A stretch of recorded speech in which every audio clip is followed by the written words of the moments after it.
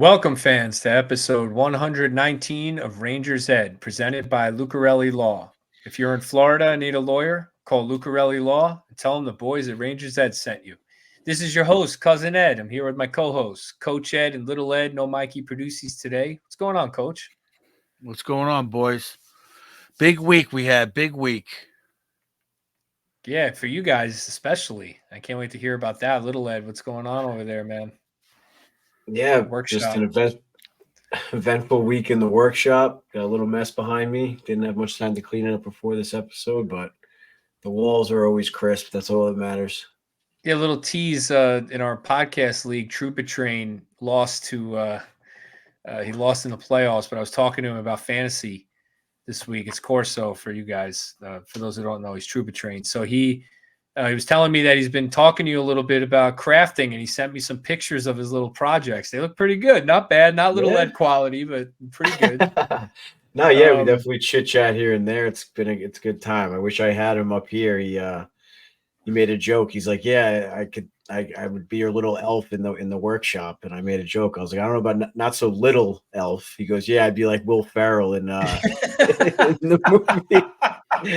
For all you fans out there, Corso's what, 6'4", and yeah, he's like 6'3", 230, 250. When I knew him in his junior A days, he didn't have an ounce of fat on him. So he's a big boy. That with those freaking mitts he's got too. How one time, actually, he made that joke because one time in college he dressed up as Elf for Halloween as Will Ferrell. So that's why. But yeah, he showed me this little tic-tac-toe set he made of the Blues and the Rangers. He's moving to St. Louis soon. So shout out to him. He's a big listener of the show. So I didn't know he was moving. Yeah, he just told me he's moving to St. Louis. I guess his wife has some family out there, so his son is actually a Rangers fan, and his Western Conference team is the Blues. So he made him a tic-tac-toe set instead of X's and O's. It's Rangers and Blues. Kind of cool. Nice. Little Ed's been giving him some tips, but guys, you got to check out Little Ed's workshop for the high quality stuff. Trooper Train ain't there yet. He's not there yet, but it's pretty good. No, some of his projects I'm definitely going to borrow. He already sent me the file for the Madison Square Garden cutout and things like that. So we'll share some ideas. Yeah, we'll share some ideas, and he'll get a hang of it more and more. Speaking of Madison Square Garden, though, you guys were both not together even at the Rangers Devils game this week. Before we get into the details of the game and whatever, I gotta just know what the vibe was like going into the game. Oh my God. I loved it. I just freaking loved it. I went with Kathy because Eddie ended up getting an invite from his buddy. So I met Kathy at the lobby and we're walking in. I'm going, I said to her, this is going to be a game. This is going to be a game. She goes, what do you mean? I said, after what happened last game, this is going to be a game. I can't wait. We're in the warm up and I'm just like, you just saw the Rangers skating around. I don't even think they hardly they didn't do their normal warm-up routine because I'm like, they're not doing drills. There was a lot of skating around, shooting pucks, and then Shesterkin got in net. Quick got in net for a few minutes. They did that little scramble drill with Quick in net, when they do the rebound drill, It wasn't a lot. They did the 3-on-2 drill, but it wasn't a normal sequence of a warm-up to me. It was like they were hyped. Well, was there any communication between the teams that maybe kind of teasing what was going to happen in retrospect? You're like, oh, I saw those two guys at the blue. No, I didn't see that.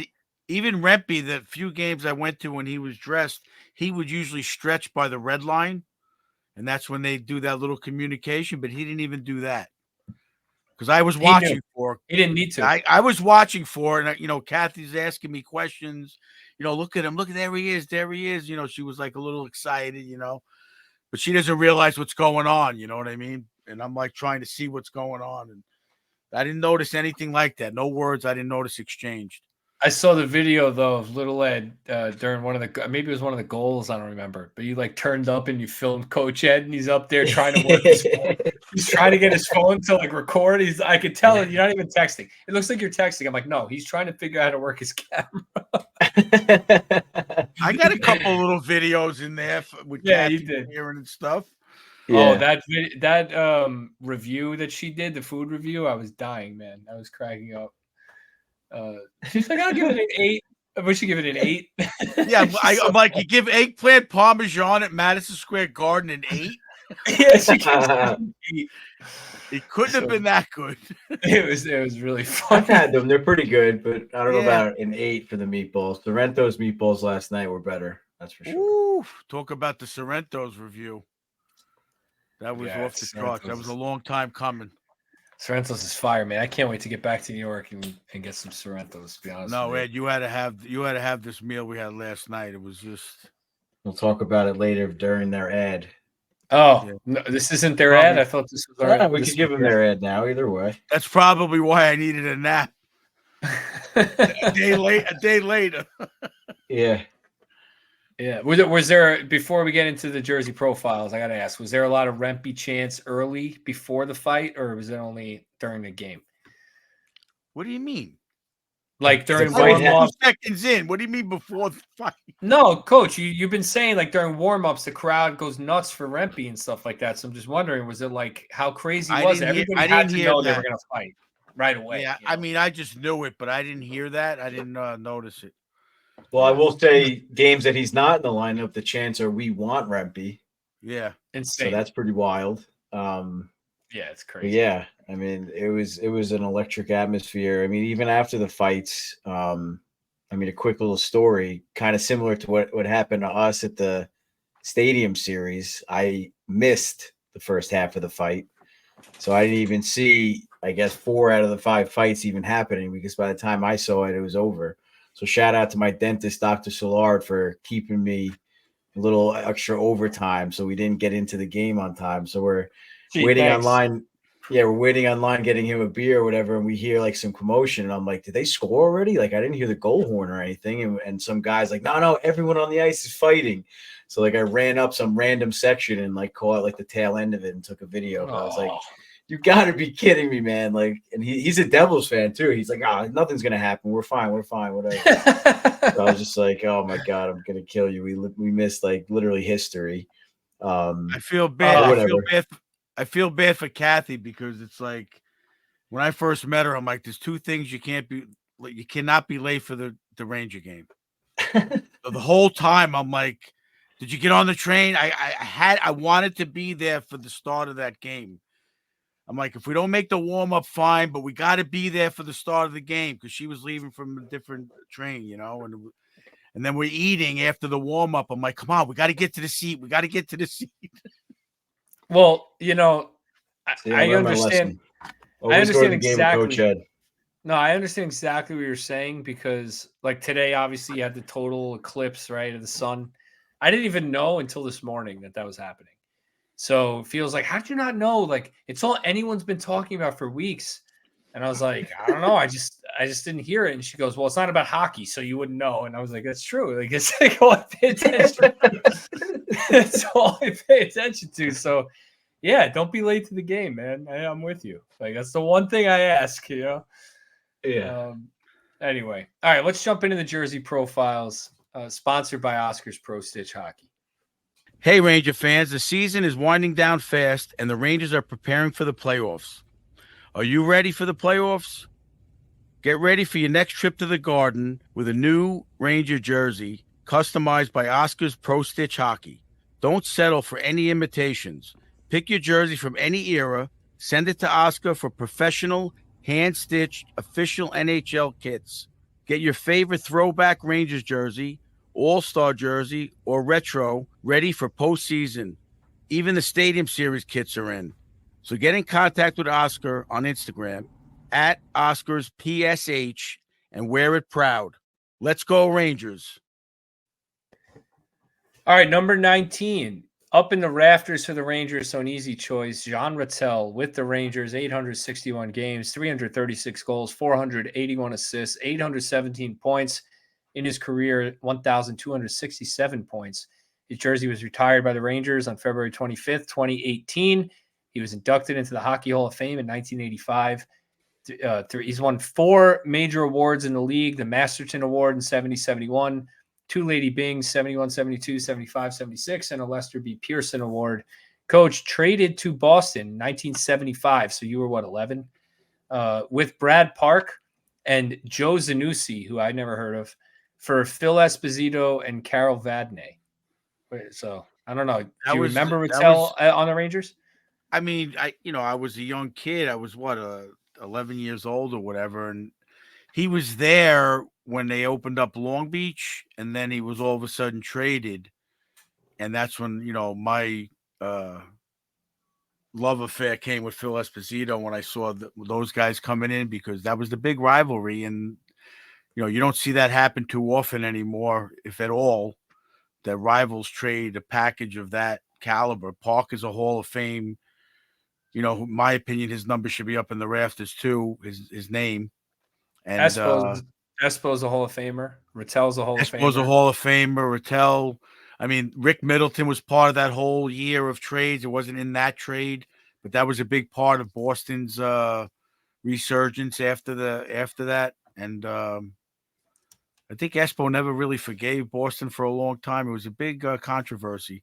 But Rattel, to me, I mean, you look at his stats, and they, obviously a Hall of Fame, and a lot of the trivia questions that you see on the Rangers on lately, Jean Rattel was one of those guys who's got these points, those points. He's been the answer for a few of the trivias that is throwing Sam off a little bit. Well, he was the center on the goal game line, right? Yes, center on the gag line. The whole gag line's up in the rafters, so it's and when Rattel was traded, I don't know if you remember, Gilbert and Hatfield, were they done at that point, or were they still on the team? Hatfield was done. Gilbert, a year later, was kind of forced off the team by John Ferguson. A year or two later, maybe. I think Gilbert played the one season or half the season with the New Jerseys with the patch on the front. Yeah. And then they kind of phased him out. That was another controversy, because obviously he's Mr. Ranger. So it's interesting. There was a lot going on in those 3-4 years. It's really like the Rangers made it to the finals twice in the 70s, right? In 72 and 79, I think. So you really had two different cores of players make it to the finals. That's interesting. Gilbert and obviously Rattel was part of that first core in 72. Well, the interesting part is that they all played against each other, those guys in that trade, other than Zanussi. He was kind of like a throw-in. But they all played against each other in the Stanley Cup in 72. Espo was the big goal scorer then. Ken Hodge was his line mate. Ken Hodge was like the Dave Semenko. He was the 72 is Rangers Bruins? I believe so, yeah. Yeah. Bobby Orr. And 79 was what, Montreal, or who was it? Montreal, yeah, Canadians. Yep. That was JT's heroic year. So it was, that was a big thing. They would tell they switched teams. It was crazy. I remember my father going crazy. Yeah, I feel like everybody hated Esposito. I mean, you hated him. Because the Bruins, you hated them. There wasn't a lot of teams back then. Yeah, there's only 6 teams, and for the fans out there who are new to hockey and don't really understand the magnitude of the original 6, I mean, the Stanley Cup Finals was the Rangers and the Bruins. Like, now we're talking about a second round match. You'll never see that because East versus West and all that, right? So you'll never see a Stanley Cup Final, Rangers Islanders, Rangers Bruins. But back then there was only 6 teams, so it was much different, and the rivalries were really deep. Must have been a really cool era of hockey. Coach, what if Brad Marchand got traded to the Rangers nowadays? That would be something similar, if they traded, like Zibanejad for Marchand or something like that. Yeah. No, I mean, that would be like trading Chris Kreider for Marchand. Kreider's a Ranger for life. They switch teams, and all of a sudden the Bruins win the cup or something. That's exactly what would happen. That'd be a similar situation. Esposito, those couple of years, he was getting 70. He got the 76 goals, 65 goals. He was the big goal scorer in hockey. Him and Guy Lafleur. It was unheard of to have more than 50 goal scorer was a phenomenon back then. Not that it's easy now, but Espo had 5 straight years with Boston where he scored at least 55 goals. Was traded to the Rangers and never cracked 50 again. Well, his high after that was 42. Well, it was the tail end of his career. I mean, for All back right. then, no one played till they were 36, 38. It wasn't like now, other than Gordie Howe, you know. I know. I'm just saying it. It was definitely the tail end of Espo's career. It was a precursor to for things to come with Rangers Yeah. acquiring superstars at the end of their careers. But anyways, Jean Rattel was still a great Ranger, and two Lady Byng awards. Whenever Sam talks about him, I know he talks about him as like a gentlemanly type guy and player, a skilled playmaking center. So must have been fun to watch. And look at that stick in the picture you guys have. It's almost straight. I look at the tape right in the middle, only in the middle. It's nice. Great picture. I need that stick to complete my gag line collection. Oh God, I swear I'm stealing both of them now. All right, let's just move off that. Prior to the last episode, the Rangers were 50-20-4. They went 3-1-0. They're 53-21-4, 110 points. First in the Metro, first in the NHL. They started out home against Pittsburgh, a 5-2 loss. Alex Nedeljkovic beat Igor Shesterkin. Crosby just I don't know. He's a superhuman, like that guy. Just hasn't slowed down a bit. Then the Devils game, we'll get into that. A 4-3 comeback win. Igor over Kaapo Kähkönen. Jonathan Quick beats Detroit. Another comeback win. 4-3 Rangers in that one. Kreider, both game-winning goals. And then the 5-2 win over Montreal on Sunday night to cap off the week. And the Rangers are in the driver's seat for the President's Trophy, for first in the East, and for the Metro Division. Still some work to do. They have 5 points. They're 5 points away, or I guess the magic number is 5 points for first in the East, which is really all I care about. But let's start off, before we get into the Devil stuff, let's start off and let's talk about the Stephen MacDonald Extra Effort Award. First of all, a really cool thing that the Rangers do, right? I mean, we just interviewed Brian Elfont. That's going to drop later this week, guys. Check that out on YouTube. Fire Department in New York plays on the team, and check out that game on April 20th. It's going to be streaming on Barstool. But we just interviewed him, and then you have the other side of it, the police. NYPD. Stephen MacDonald was injured in the line of duty, and the Rangers took on. I don't want to say took on his charity pretty much as their own by creating this Extra Effort Award and donating money to the Stephen MacDonald charity. So every year it's given to pretty much the key contributor, right? It's the Rangers version of the key contributor award, a guy who just goes 100%, the extra mile every year. And it's a real honor as a player, I think, to win this. So, first of all, if you want to talk about the award, like I just did, go for it. What it would mean to win it as a player. And then Vincent Trocheck is the winner. We talk about it every week. This guy can win the key contributor award every week. We say it all the time. And, he ends up winning the Extra Effort Award. So give your thoughts on that as well. Coach, we'll go to you first. No, I don't want to. I hate to say it, but I kind of didn't even think about him. I just went right to Ryan Lindgren when I voted. But to me, first of all, I'm pretty sure it's an award of Mr.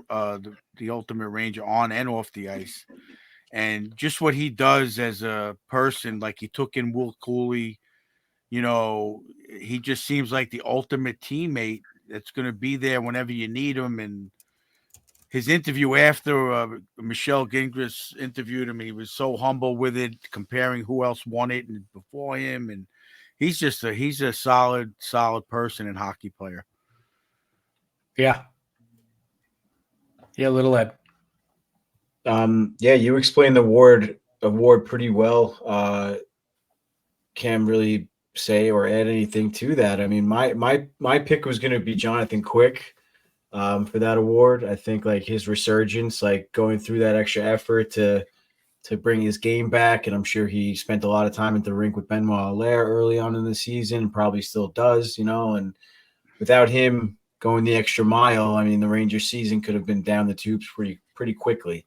But yeah, I mean, the best thing about this season, I think there's several guys on this Rangers team that could have won, or that if they did win, we wouldn't even been questioning it. So that says a lot about the character of this team this year. I mean, you even have Panarin went the extra mile this year. Trouba's always a candidate for the award blocking shots, Lindgren, like Coach Ed just said. So like there's a lot of players that can get that award, and that's a really good thing going into playoffs. And I think the fans really appreciated it. Just how he was received and how the award is always received. Just the Garden atmosphere is very special. I think. I also voted for Quick. By the way, I did vote, and I voted for Quick. I think before Coach Ed goes, I think when you just look at Quick in that middle part of the season, he's the backup goalie. He's got 18 wins in 25 starts. That's crazy. As a backup. I mean, the Rangers have 53 wins. Igor has 34. It's not that many for a team with 53 wins. I mean, he should probably have like 40-something wins, right, with that, you'd think. But Quick was just so good this year and really helped. I mean, we had episode after episode where people were saying Quick should be the number one goalie. I mean, that's how good he played. And during a time where Shesterkin was terrible. I mean, it was really a huge, huge effort by Quick this year to really put the Rangers in this position. So I voted for Quick also, but Trocheck is well-deserved. I mean, there's no question. Like, I'm not going to sit here and say he should have lost or anything. Sorry, Coach. Absolutely not. No, that's all right. I was just going to say, like, they even mentioned it, I think it was last night or I don't know, I'm losing track of the games. They talk about how they talk about, no, I know that. Who'd they play before that? Friday.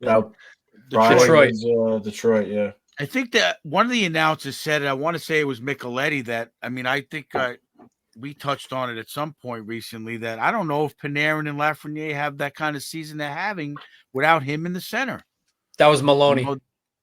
Maloney said it? Maloney filled in for Micheletti. He had his brother passed away, I think, and that was Maloney. Right. I remember that. I agree with that. I think we touched on it recently, and I agree with it. I'm not saying Panarin wouldn't have got his 90-something points. I just think he's turned into a different player. The line is gelled. They're the line on the team right now. No one's stopping them so far. It's going to hopefully help the first line open up in the playoffs because teams are going to have to key on them. So it's a good problem to have. But I just think Trocheck is the catalyst in that line. Yeah. No arguing there. That's for sure.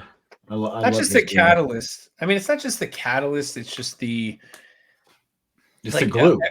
And when you're, for the fans out there who played hockey, this might sound condescending. For the fans out there who haven't, though, like when you're creating a line, and you guys are coaches. I'm not a coach, so you can tell me if I'm wrong and whatever. When you're creating a line, there needs to be balance, right? You can't just have like Panarin, and Panarin. That line might not be effective. Like, it sounds crazy, but you really need different elements to the line, right? So you want a guy like Lafreniere and Panarin, they're playmakers, their Royal Road passes, all the dekes they do, all that stuff is great. But Trocheck in the middle is a straight north-south guy and really like gets the puck on the dump in, gets them the puck, and then they can be creative. Like, you need that balance, and that's really what Trocheck, I think, brings to them. It gives them that ability to be free with the puck, and he's responsible. He's defensively responsible. You sent that clip of him picking up the guy's stick. He's done that multiple times this year, noticeably, of little things that he doesn't get credit for on the score sheet that lead to the goals, and that's important. That's opening up the time and space that everybody talks about for Lafreniere and Panarin. That little split-second detail is a big part of success. And he does it shift in and shift out. Describe what you're talking about, though, because, I did send that, but the fans might not know what you're talking about. Well, like, say Trocheck is he's man-on-man with a defenseman. Panarin turns, comes into the center of the ice up by the blue line with the puck, and he wants to throw a puck towards the net for Lafreniere to get a deflection. Now, that defenseman that's next to Trocheck has a chance to make a play on that puck, but Trocheck lifts his stick at the right time to allow that puck to get through. He knows Lafreniere's there. He knows what Panarin's thinking, and then the play's successful. If not a goal, a definite scoring chance, a broken play that they talk about all the time, just keeps the ball rolling. And that's a lot of guys will give up on stuff like that, and he just doesn't. Yeah, and that play in particular, the video I sent was Kreider's deflection goal on the power play. Trocheck, Fox just wristed one towards Kreider. defenseman was there. Trocheck lifted the stick at the last second, perfect timing. And then Kreider's deflection, obviously perfect timing. So a perfect storm for the Rangers leading to a goal. But Trocheck gets no points on that play. No assist. I no mean, goal. that's the ultimate unselfish play. But a beautiful play, right? And necessary play for that goal to happen. So, yeah, he's awesome. I got nothing bad to say about Trocheck. I mean, look, some of us, me also, I'm not going to say it that I didn't, but when he was signed, it's a 7-year deal, and you're sitting there like 7 years, is that really necessary for a guy like this? But look, if we get 4 years of this level, the 7-year deal is worth it. And, that's the reality, even if he tails off after that. I don't know, Little Ed, sorry, we kind of dominated here. Anything you want to say about Trocheck that we haven't said? No, you guys pretty much said it all. I say it almost every episode. He just defines a hockey player to me. Like, you just look at him, you're like, yeah, that guy plays hockey. The way he plays on, the way he looks off the ice, it's just like, yeah, he just brings it all. And like you just said, it's just, I look forward to having him around for a while. In his interview with Michelle Gingras, he said it. The fans have embraced me. I've embraced the city. It took me a year to get settled in, and it seems like he's absolutely loves it. And he feels at home. So yeah, also locker room stuff, leader, intangibles, all that stuff. He's an A+ across the board in those areas. I'm sure having the family over for dinner, like Coach said, bring Cooley in to live with them, things like that. I mean, that goes like a very, very long way. I mean, you hear things about like Sidney Crosby and stuff doing that. You're not really going to hear Trocheck doing that unless you're a Rangers fan. So it's pretty important. I mean, just the fact that what do you call it? I lost my whole train of thought. Shocker. So go ahead. It'll come back to me. It'll stop us at the end. Yeah, be like, oh, hold up. I remember what I was going to say. I'll get it when we do Stars of the Week. It'll come back. Yeah, all right. So, Little Ed, Barclay Goodrow, 3 goals this week. Oh, wait. Now I got it. He's got that little bit of he's got that little bit of Ace of Tekin in him. Like when the scrums around the net, he's putting a glove in the guy's face and just pushing him away. All that little annoying shit. That's a lot. He's got the complete package. Go ahead. Sorry about that. Sorry. Yeah. Barclay Goodrow, 3 goals this week, 2 goals in 1 game, doubling his goal total in that game. By the way, he went from 2 goals to 4 goals. And when that happened, we were kind of joking around. Coach texted in the chat, Goodrow in playoff mode. We talked about this a little bit though. Goodrow hasn't been good this year. Let's not cut corners. I mean, but he's dealt with the jaw thing. That was the big deal. He lost part of his jaw, right? He's playing with a full face shield, adjusting to that. He's eating food out of a straw. Playoffs 4 games away, and his game is picking up. I mean, I paid close attention in the last 2 games after he started scoring. I was like, all right, let me look at this guy on the PK. And he's just such a smart penalty killer. Like, I feel like I haven't given him enough credit in the penalty kill. He knows exactly where to be, intercepts passes, blocks shots. He's really just an important player. And even though he's like a -12, maybe a 5-on-5, that's not really his value. He's going to be super valuable in the playoffs on the penalty kill. So I don't know. I wanted to give Goodrow a little love. I feel like the internet just bashes this guy left and right.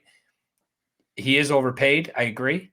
All fans out there, I totally agree. He's overpaid, but he's playing well right now. And if he does this in the playoffs, then it's worth it. It's worth it. That's what they got him for. Eddie's been talking about it. We've all been talking about it. That's what he's gotten here for.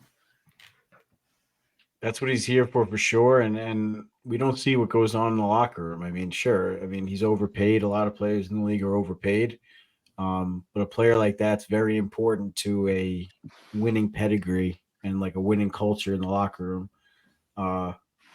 Sure. Can you find another player, another 4th-line player to kill penalties for half of his salary, maybe even more than half of his salary? Absolutely.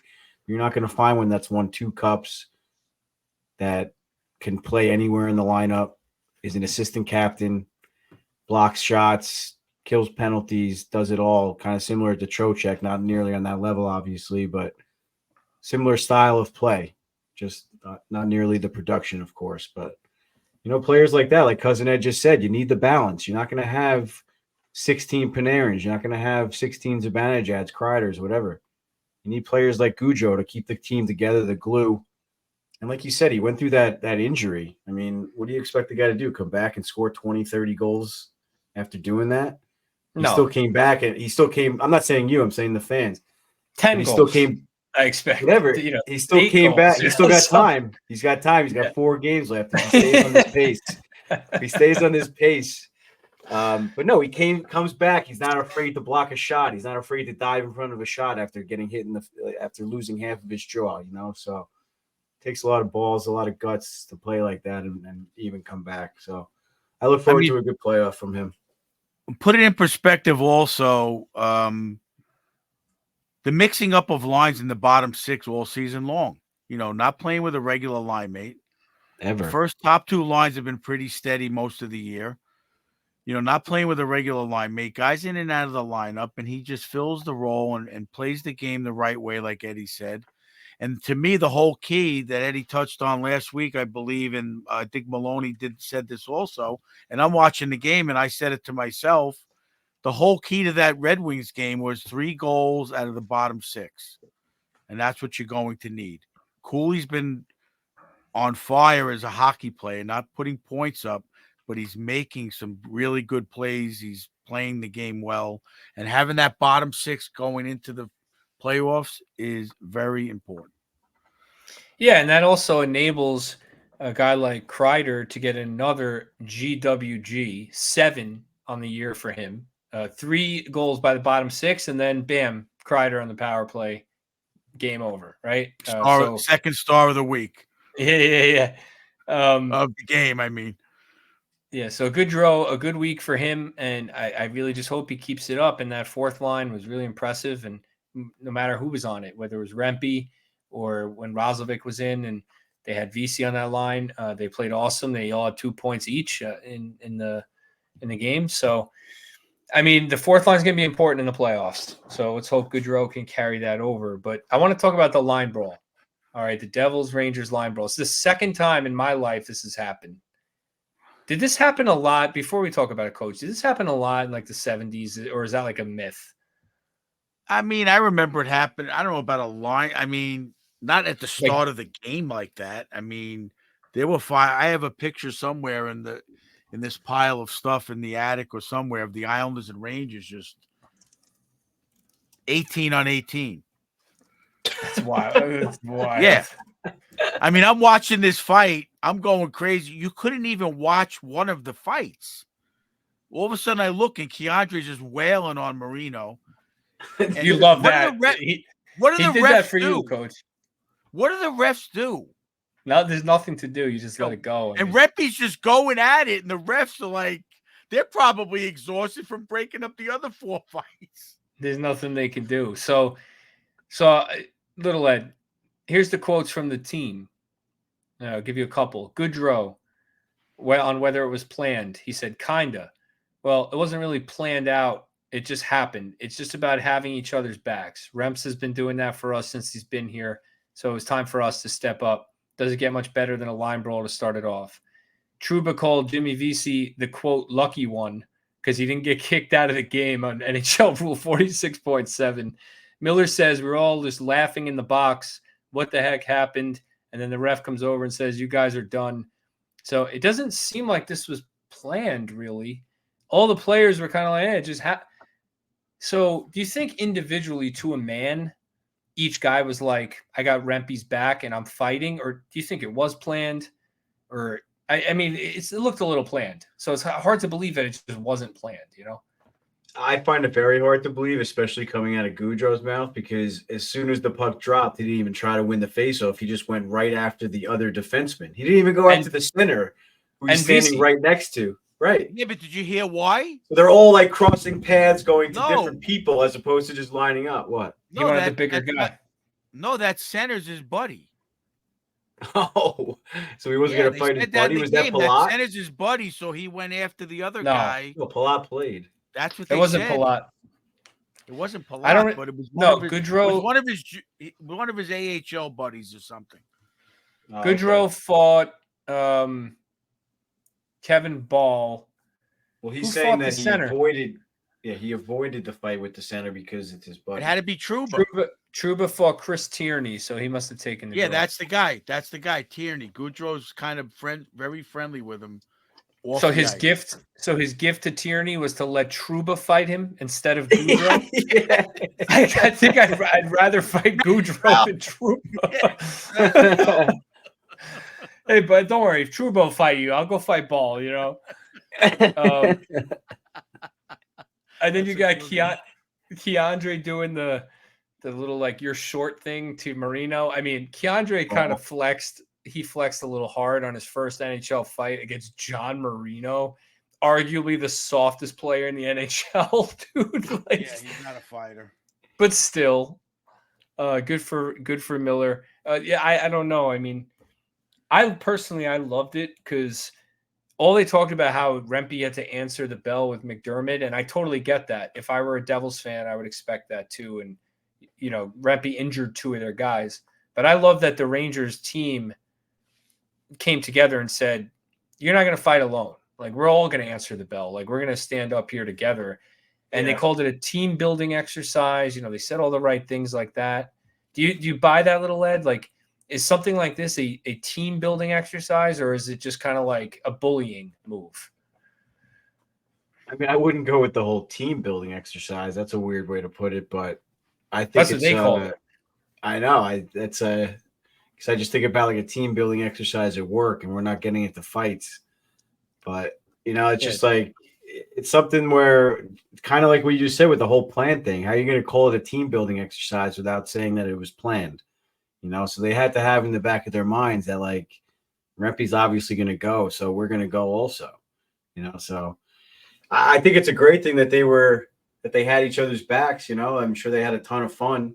I find it weird that none of them knew the rule. Laviolette didn't seem to even know the rule either. So I found that pretty odd that they were taken by surprise to be thrown out of the game. I don't think Laviolette knew what was going to happen. No. I think they did that without telling Laviolette. Coach, what do you think on that?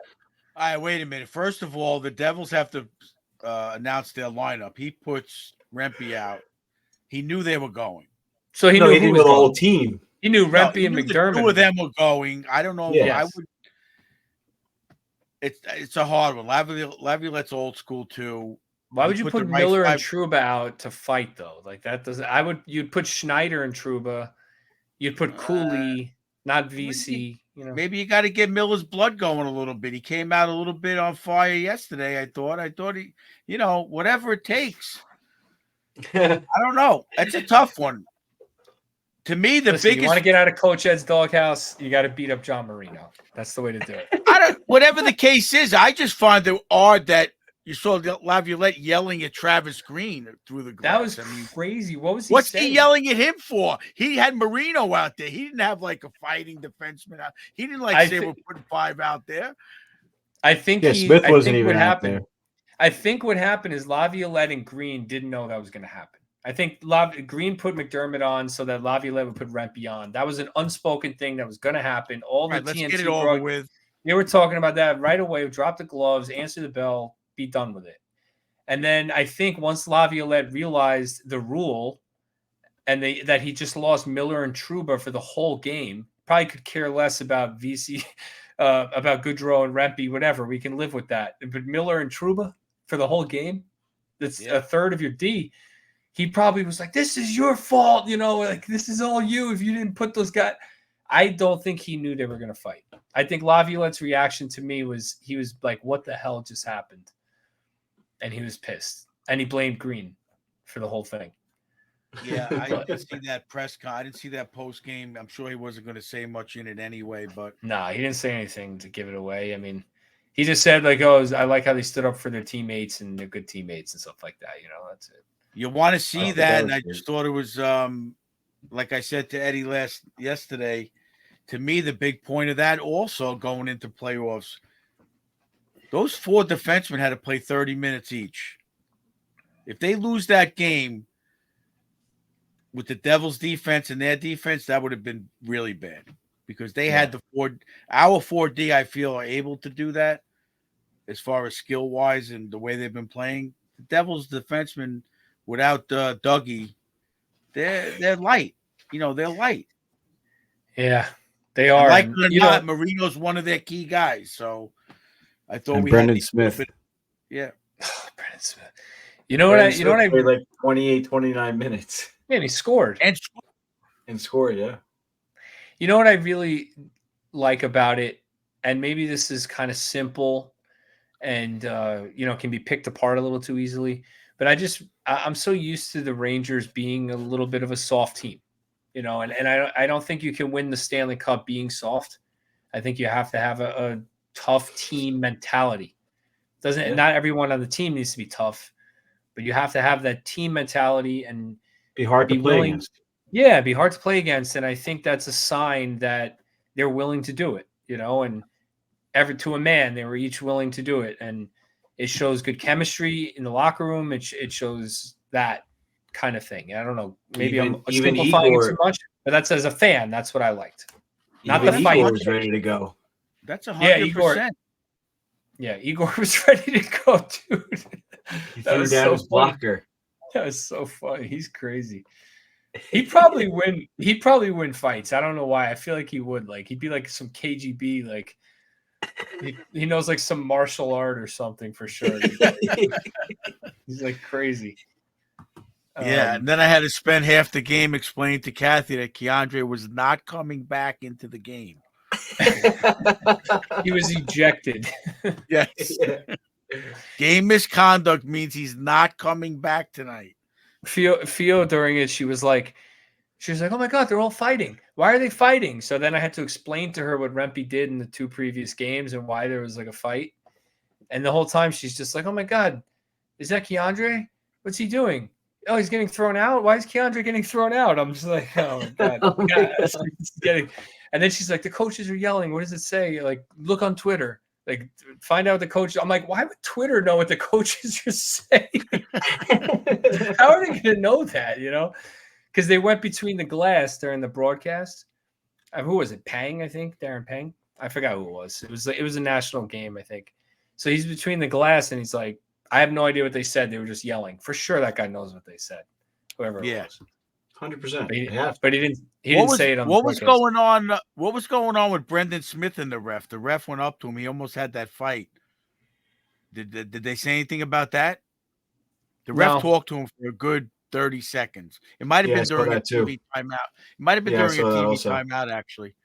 I didn't see it. Yeah, maybe he was just telling him, like, hey, don't do anything stupid. We already got 6 fights in this game. Like, yeah. I mean, I thought, then Cooley had to fight. I'm like, this is within 5 minutes. Oh, that was a good fight, too.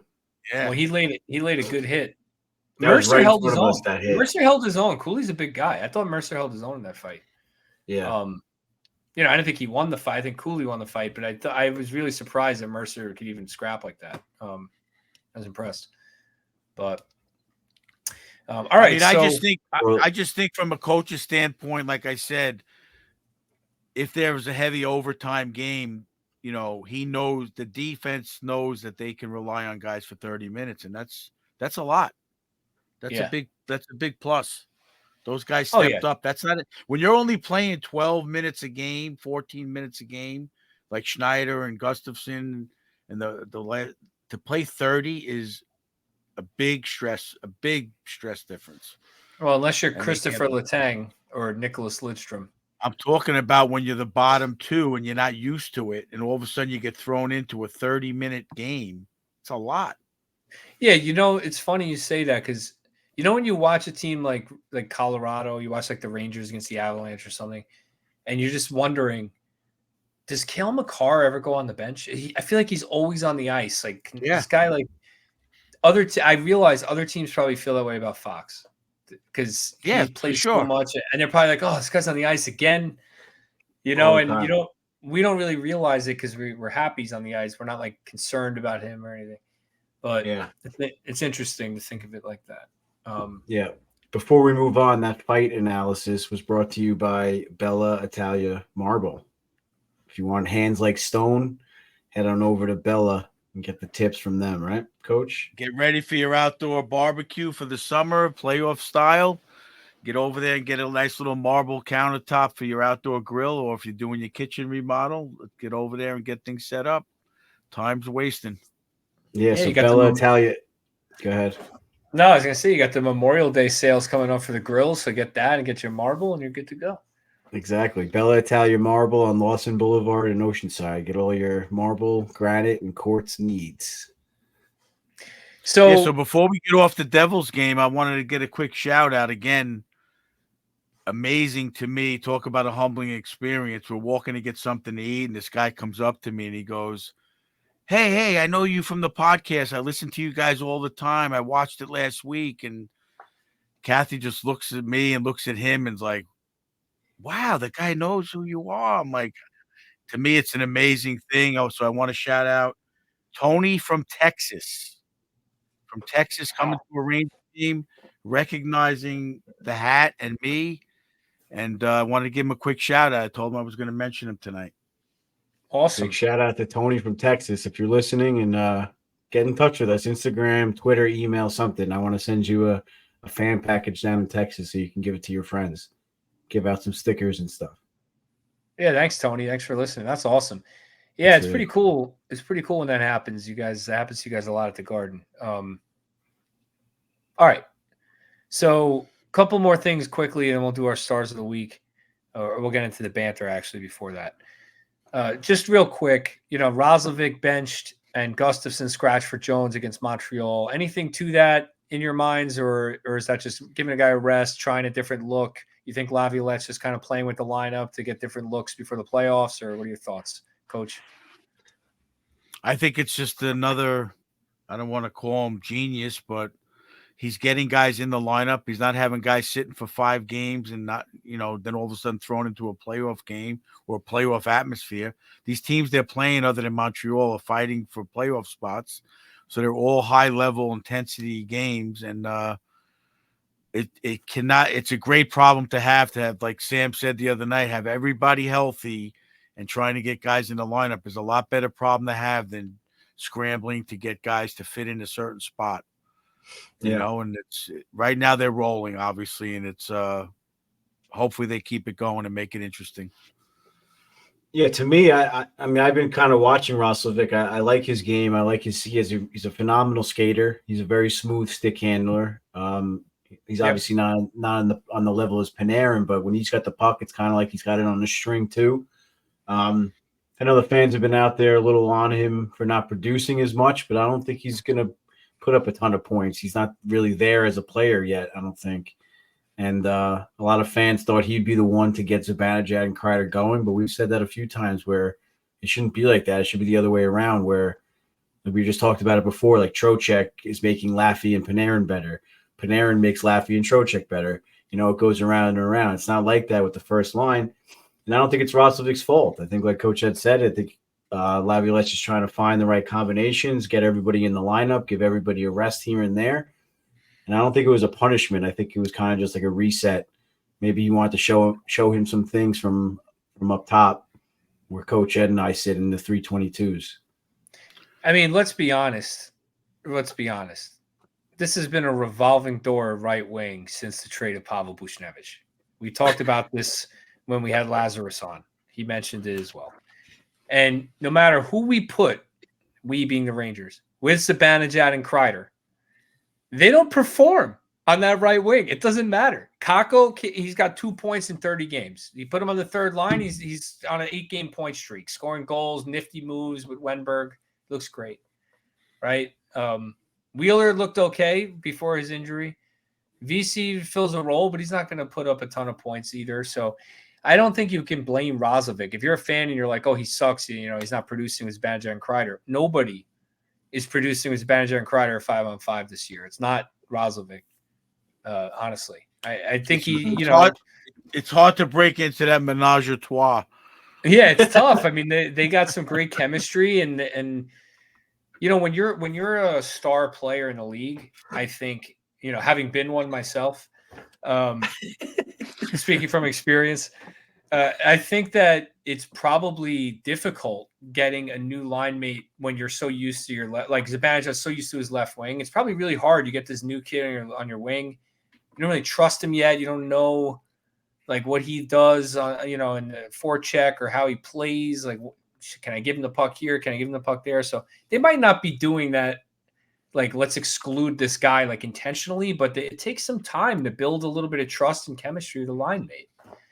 So I don't mind Laviolette trying different looks there. And VC's a safe choice, honestly. He's a safe choice. I mean, that play he made, was it last night? Off the VC? wall? And he dished it to Zibanejad. That was a beautiful play. For the fourth goal. That's a heads-up play. That's a fourth-line player mentality, making the right play, making the right forecheck, right stick angle, right skates, the whole 9 yards, and just a fundamentally sound play. And then the wherewithal to make that little dish to Zibanejad. And Zibanejad's finish was beautiful. Yeah. All right, last thing. Artemi Panarin, 8 points away from Jaromir Jagr's team record of 123 points. He's got 115 points on the year, including 46 goals. He could hit 50 goals. He could break Jagr's record. Little Ed, does he hit 50 goals? Does he break Jagr's record? If he keeps missing these open nets, he's not going to do it. I mean, he should have 48 right now, I think, with 4 games to play, and he's only got 46 or 47. 46, I think, right? Oh, he's got 47? I don't know what you had on the outline. Either way. No, it's 46. 46, yeah. So he should have 48 with the 2 empty netters in the last 2 games. So, I don't know. It's going to be close. I'll say he does it. I'll say he really surprises us. He gets a goal in each of these last 4 games, and he's got the even 50. And what about the point record? The point record, what was it again? What did you say it was? 123. So he needs 8 points in 4 games. I'm going to say he does that too, man. He's on a streak. He just put 4 up against the Canadians, right? Against the Canadians. So no, he had 4 in that game, Coach. I'm pretty sure. He had 4. He had 1, 3 assists and a goal. Yeah, 1 against the Red Wings, 3 against the Canadians, 1 against the Penguins, and 2 against the Devils. So he's hot right now. He's got something to prove. So I think he's going to make a lot of noise. Coach, does he hit 50? Does he break Jagr's record?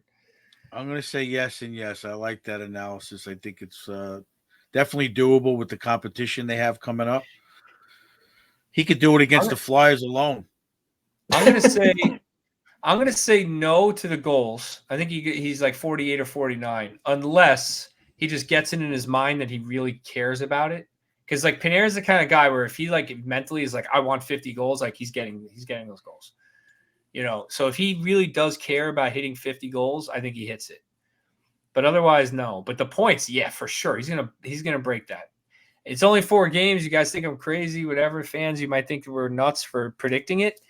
But I mean, he doesn't have like he's playing the Islanders twice, and what the Flyers, and who's the other opponent? I don't even know. And they're playing for first seed in the East, So it's like they got something to play for, and he's just all he needs is 2 points a game. I don't think he's going to do it in a selfish way with the goals. I think if his opportunity comes, he's going to shoot like he's been playing all year. Yeah. I don't think he's going to shoot 10 times a game just because he wants 50. Listen, if he's got 48 going into the final game of the year against Ottawa at home, you don't think he meant if he sits there and says, I don't care about scoring 50, I just want to get first in the East, whatever, then he probably won't get it. But if he says, I'm getting 50, I'm this close, and this is my shot to get 50 one time in my career, I think he gets it.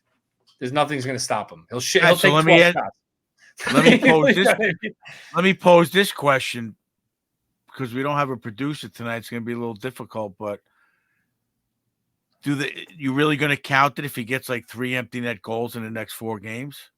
Oh, yeah, sure. Yeah? Definitely. How many empty net goals did Graves have in 94? Well, when he got to 50. I think he had a bunch.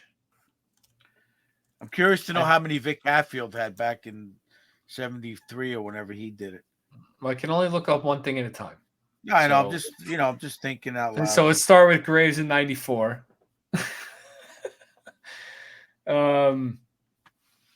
Let's see. Empty net goals. This How is do you really even good, look that up? really good podcasting.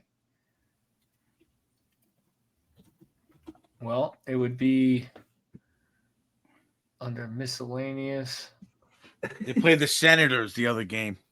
Yeah, the Senators in the last game of the year. All right, I thought it'd be easier to look up than this. I'll try and do it. I'll come back to you guys later in the episode on that. I'm pretty sure that it's available somewhere on the internet, but I would guess he probably had 15. Yeah, I would guess he had like 15. Graves, you think had 15 empty net goals? Wow. I don't know. Maybe.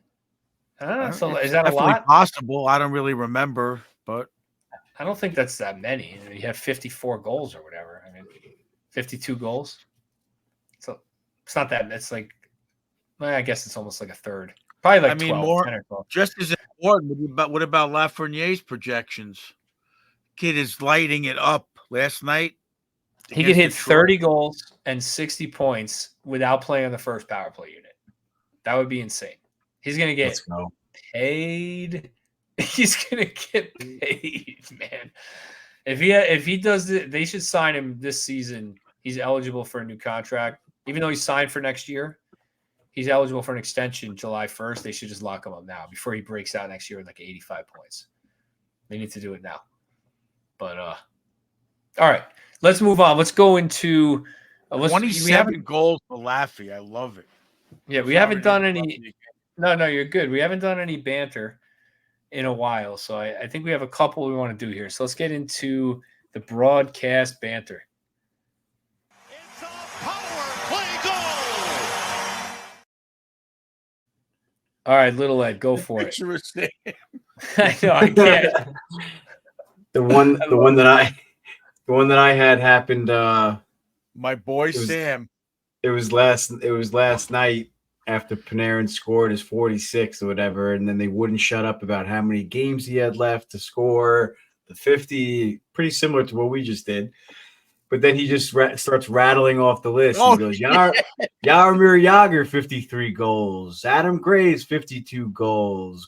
Chris Kreider, 50 goals. And then he just kept going. I'm like, I turned to coach. I'm like, how long is he going to go? Mika Zibanejad, 35 goals. All the way down the list.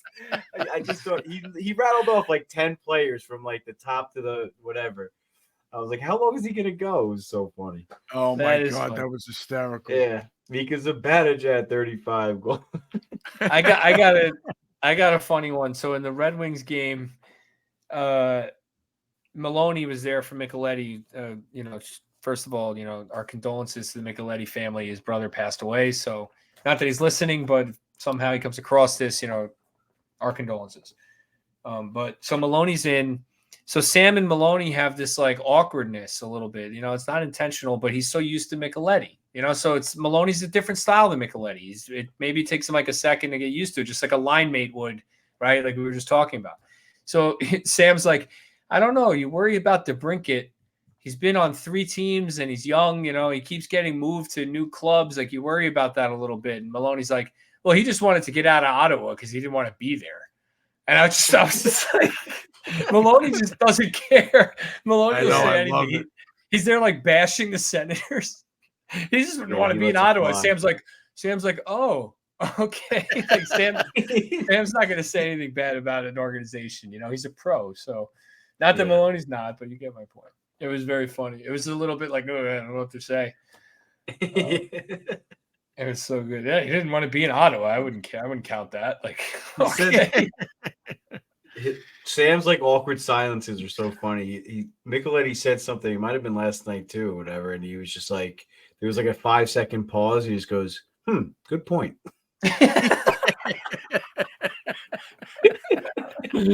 Oh, I love it. He always does that. Yeah.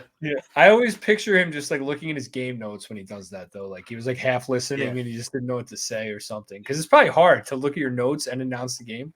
I have one banter. Again, I forget which game it was because I'm getting up near Sam's age. There was a breakaway, and the guy scores. You clearly see the puck hit the net behind Shesterkin, and he goes, "Save Shesterkin." He always did. Was it the Red Wings game? I think it was the Red Wings game. Oh no, it went in. Yeah. It was like a clear goal. Like Shesterkin slams his glove on his pad or looks at his glove, and it was just typical Sam. Yeah. Yeah, it was funny. They're great. And honestly, I like Maloney and I like Micheletti's style too. I think they're different. Maloney's more of like tell it like it is, like I'm gonna say the truth, and Micheletti's a little more of saying the proper thing during the broadcast, but they both have like a funny style. And it was just interesting to see Sam with Maloney. He was kind of like, oh, I'm not used to this style of broadcast. Yeah. And Maloney, right, I'm watching Maloney during the Devils game because right where we're sitting, you could see the radio guys. He's wearing like a wool ski hat that sticks up like a foot off his head. And he's like on the glass, like hunched over the edge, like he's gonna fall. He's like standing up. He's so into it. I'm like kind of making fun of him. And Kathy's like, well, maybe he's cold. Leave the guy alone. Oh my God, that's so good. It has been cold in the garden recently. Yes, it has. I will say that it's been a little chilly in the garden. They must be trying to keep the ice nice and crisp after all the Knicks games. Yeah, but it's been a little chill. Anyway. All right. On that note, let's move into the next segment, our stars of the week. What if he's cold?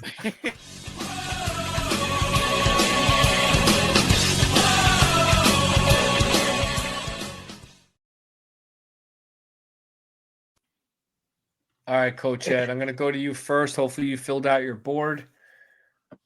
We got our offensive player of the week. I feel like, by the way, I don't know if you guys know this, but I track this in a spreadsheet because I'm just curious at the end of the year, like who we picked the most. So I look back. And for a few episodes, I didn't write anything down, and that's not like me.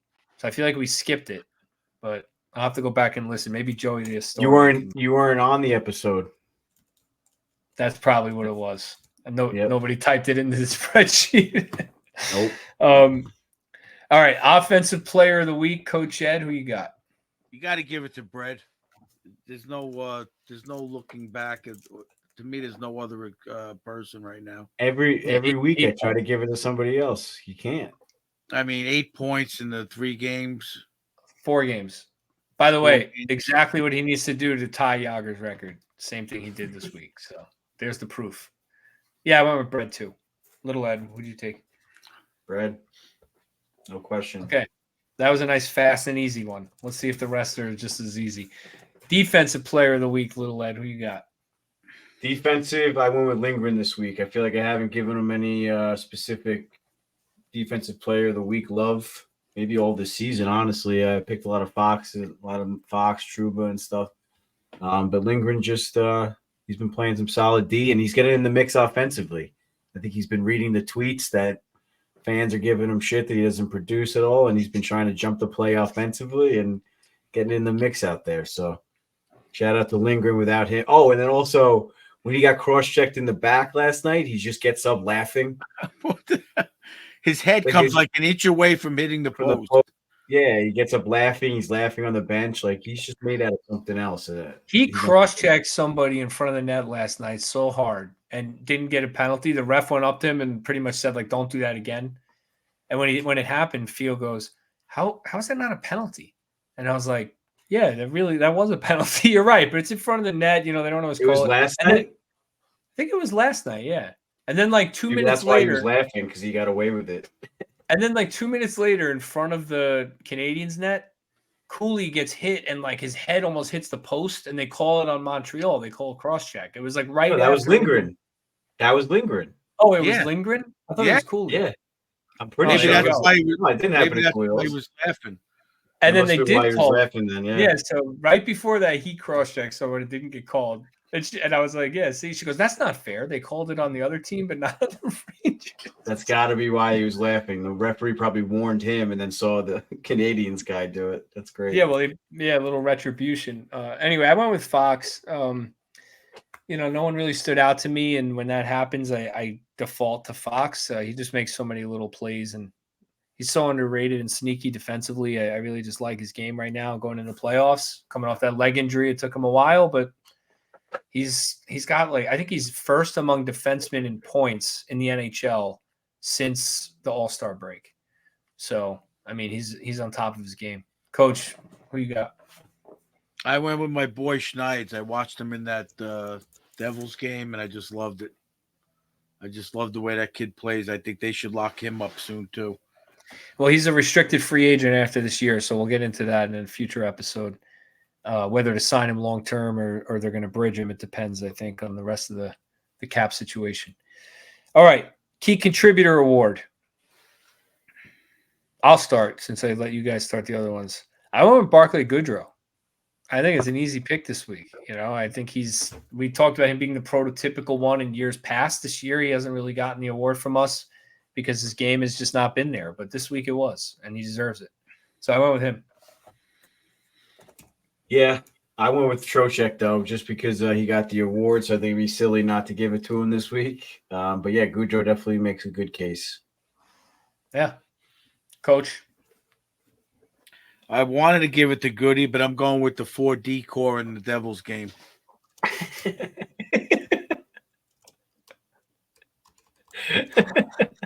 Oh, man, you never make things easy.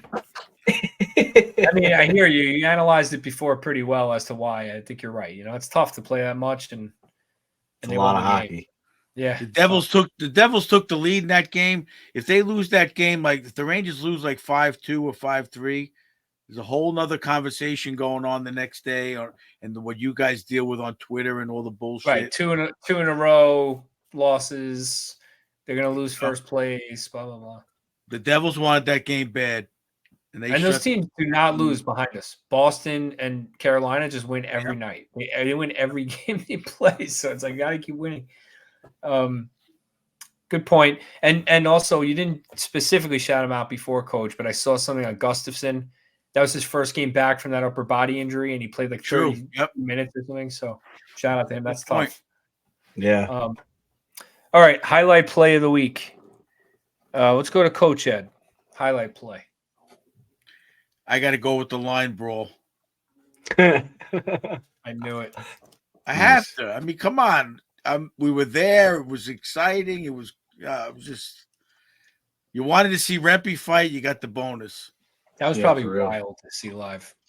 It was freaking cool as hell. I went with the deke by Laffy between the legs, spinorama, past the Kakko behind the back. I mean, if Kakko buries that, it's goal of the year in the NHL. That's Quagmire of the year for the Rangers Ed Pod. Yeah. Oh, dude, we gotta have a Quagmire of the Year award for the best move by a player under 23. Best highlight for a player under 23. Yeah. The Quagmire award. Jackpot.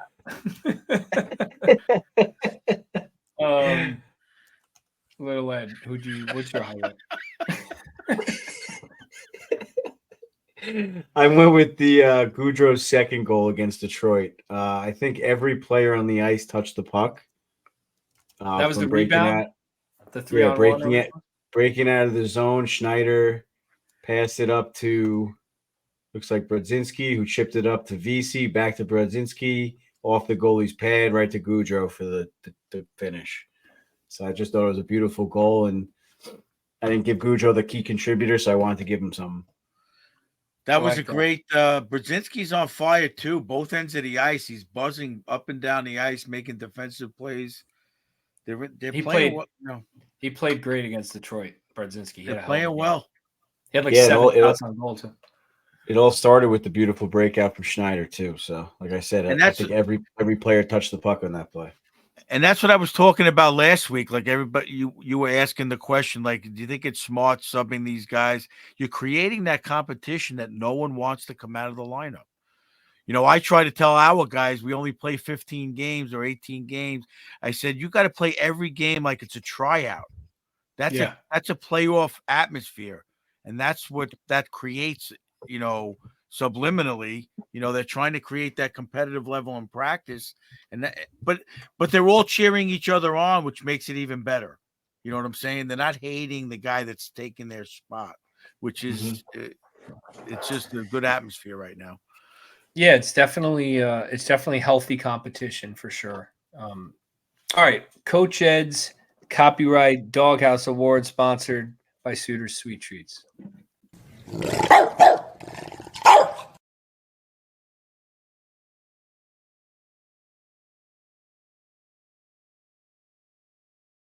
Go ahead, get your laugh in.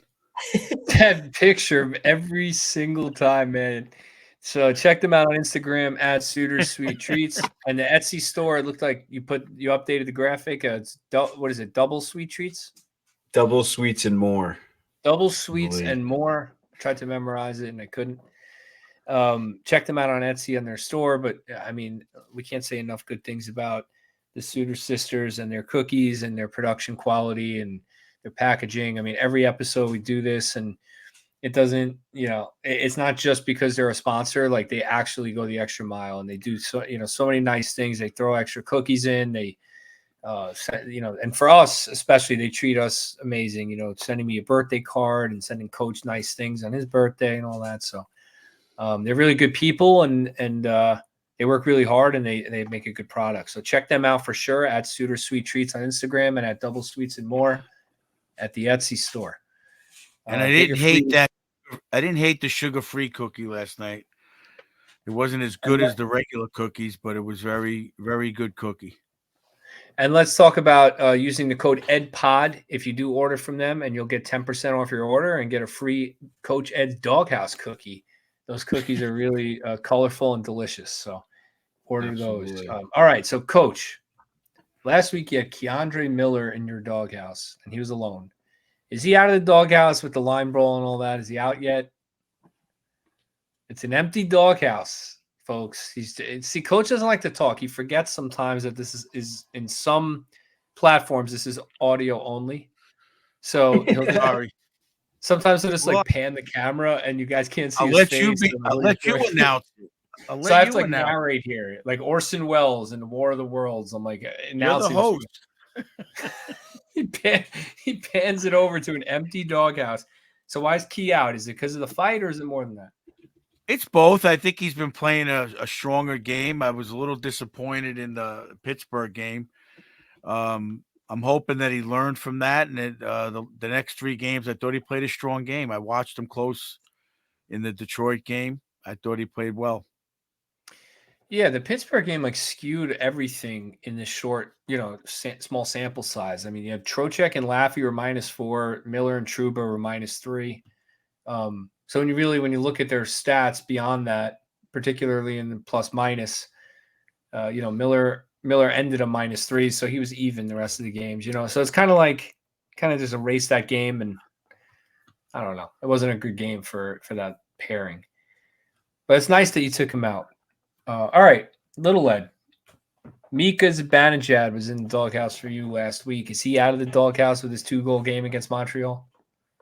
Before I make my pick, I got to correct myself. The Etsy page is Double Sweets and Gifts is the Etsy page. So place all your orders through Etsy or message them on Instagram, Suiter's Sweet Treats. For you guys watching on YouTube, you got the ticker across the bottom right there with the spelling and everything. I love that ticker. That's new. I love that. Good. See that? StreamYard's got some features that we got to use. The villain producer just found. We got to do like a live score for around the league and stuff when we do it. There you go. Like Sports Center. Mikey 150 coming up next. I left my doghouse empty. Mika's out. Scored a 5-on-5 goal, so that's an automatic. I don't know, take it out of the doghouse for me. And he's been playing well all around. I mean, I know we're hard on him with the points and stuff. I still think he's got to put up way more, and hopefully in the playoffs he does.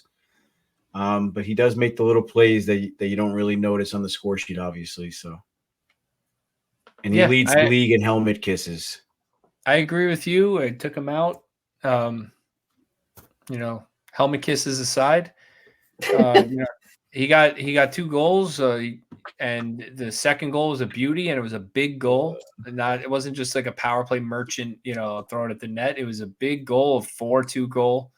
they were up 3-2 with like 3 minutes to go at that point. I mean, that game is still in reach for Montreal, and that kind of buried them, and it was 5-on-5. So he's out for me. Hopefully he gets hot now into the playoffs after that. Hopefully that gets him going. All right. That's it for Coach Ed's Doghouse.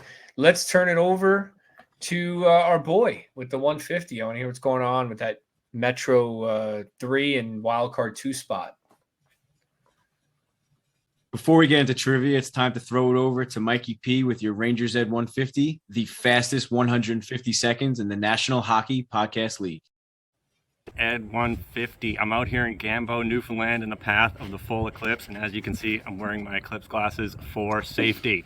The wildcard race in the East is nuts, with 6 teams still in the mix right now, while on the other side of the Great Divide, the race has quieted down significantly, with the Blues being the only team with a chance of sneaking into the wildcard spot. With only 4 to 5 games left to go for the majority of teams, let's take a walk around the league and see where everyone stands. Out west in the Pacific Division, the Canucks and Oilers are still in the 1 and 2 spots, but LA jumped back up into the 3 spot after the worst collapse in Vegas Golden Knights' short history. That saw Arizona score 6 in the third period on Friday to beat Vegas 7-4. Vegas is only a point back of the Kings with a game in hand and 1 more win, so they can retake that spot with a regulation win or an overtime decision tonight when they face off against the Canucks. Edmonton picked up one of their games in hand on the Canucks last week, and the Oilers are now only 3 points back of Vancouver with 6 games remaining and none left between the two clubs. Further east in their Central Division, the Dallas Stars have all but locked up the top spot in the division, sitting 5 points ahead of the second-place Avalanche with only 4 games remaining for both clubs. The Jets are only 2 points back of the Avs with the game in hand, and 1 more tilt between the two clubs remaining this coming Saturday that may well decide home ice advantage in round 1. As it stands, Nashville currently holds the first wildcard spot and Vegas the second. But as we said, that may change after Vegas-Vancouver tonight. Officially back east in the Atlantic, the Bruins extended their hold on first place in the division with big wins against Nashville, Carolina, and Florida last week. With that win over Florida, the Bruins closed out a season sweep of the Panthers. Toronto also beat the Panthers but subsequently lost to the Lightning on Wednesday, leaving the gap between the two at only 4 points with a game in hand for the Leafs. These two face off for the last time this season on the 17th, so pending what happens between now and then, that game may decide who plays the Bruins and who plays the Panthers round 1. Finally, in the Metro Division, the Rangers are locked into that number 1 spot with 110 points in one hand, already on the President's Trophy. The second-place Canes have also locked up their spot, but the big question mark here continues to be third place and that second wild card spot. The Islanders currently hold third place in the Metro with 85 points in 77 games played, but the second wild card spot is a toss-up between the Wings, Penguins, Capitals, and Flyers. The Wings currently hold wild card 2 with 84 points through 77 games played. They also have 2 more regulation overtime wins than the next best Pittsburgh Penguins at 36. However, if Pittsburgh is able to catch up in points and regulation overtime wins, they would take the subsequent tiebreaker on regulation wins. Currently, the Penguins, Capitals, and Flyers all sit at 83 points. Pens, Caps have played 77 games, while Philly has played 78. This race, along with the race for third in the Atlantic, is looking like it's going to come down to the wire. We got 3 Metro tilts for the Blue Shirts this week. Tomorrow, Tuesday, they're in enemy territory to face off against the Islanders, and then they're back home Thursday and Saturday to face the Flyers and Islanders, respectively. We got a great week of hockey ahead, folks, so make sure to tune in and watch this wild card race unfold. Until next week, this has been your 150.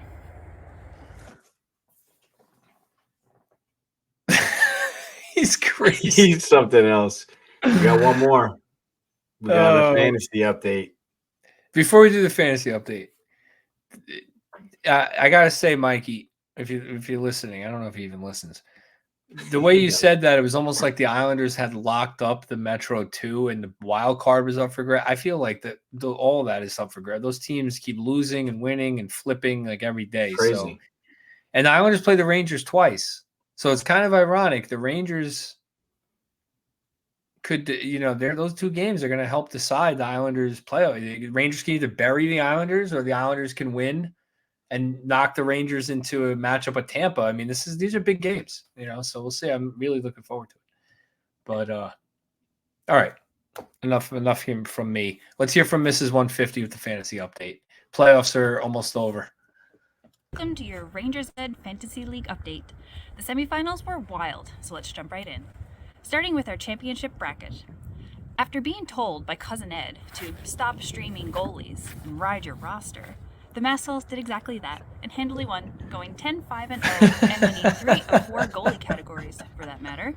That means that Mikey 150 moves into the championship game, while Cousin Ed will play for the title of third best. It won't be easy. He'll be taking on True Troubatrain, who lost to a girl in the tightest matchup yet. It looked like a cakewalk for Troubatrain early in the week, but a Frederick Anderson shutout in the 11th hour that Binnington couldn't replicate somehow managed to stop the train in its tracks. The score? 7-7. The better regular season record? You guessed it. The miracle comeback means that our championship game is between Mikey 150 and his future wife. Either way, he's going to lose.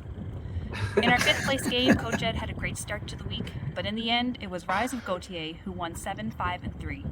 Devil State of Mind won 9-5-1 over Little Ed's Workshoppers, while Mikey's Look That Uppers won 10-5-0 over Oscar's Pro Stitch. That means 7th place will be decided this week between Devil State of Mind and Mikey Produces, and 9th place will go to either Little Ed or Oscar's Pro Stitch. Buckle up, because these next 10 days are going to be a wild ride.